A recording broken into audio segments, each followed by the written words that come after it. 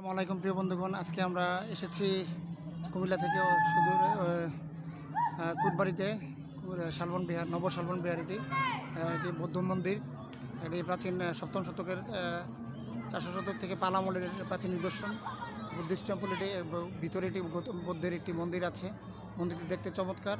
এখানে একটি ফুলের বাগান আছে দেখতে পাচ্ছেন, বিভিন্ন ধরনের নকশা করা, এবং থাইল্যান্ডের একটি বুদ্ধ মূর্তি আছে, দেখতে স্ট্যাচু, সেটা দেখতে অনেক বেশি চমৎকার এবং বেশি ভাস্কর্য।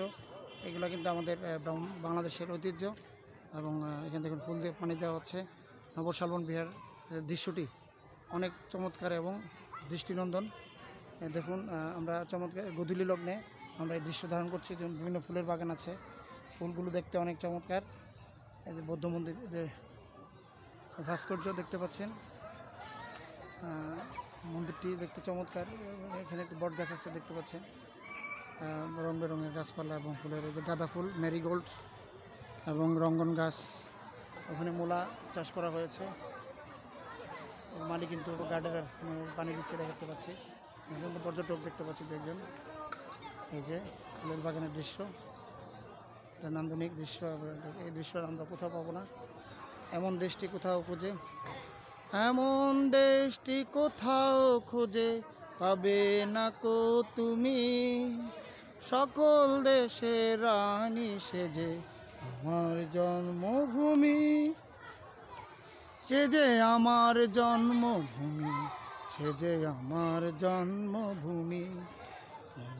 ধান্যে পুষ্পে ভরা আমাদেরই বসুন্ধরা, তাহার মাঝে আছে দেশে সকল দেশের সেরা।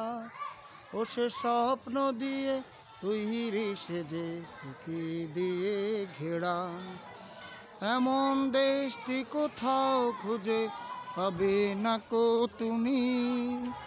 সকল দেশের রানী সেজে আমার জন্মভূমি, সেজে আমার জন্মভূমি, সেজে আমার জন্মভূমি।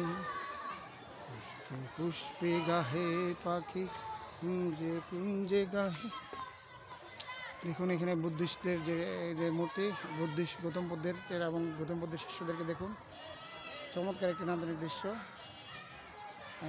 আমাদের হিন্দু, বৌদ্ধ, মুসলিম, খ্রিস্টান সাম্প্রদায়িক সম্প্রীতির এক বাংলাদেশ।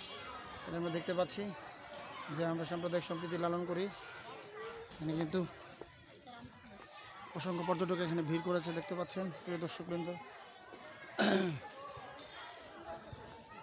এমন দেশটি কোথাও খুঁজে পাবে না কো তুমি।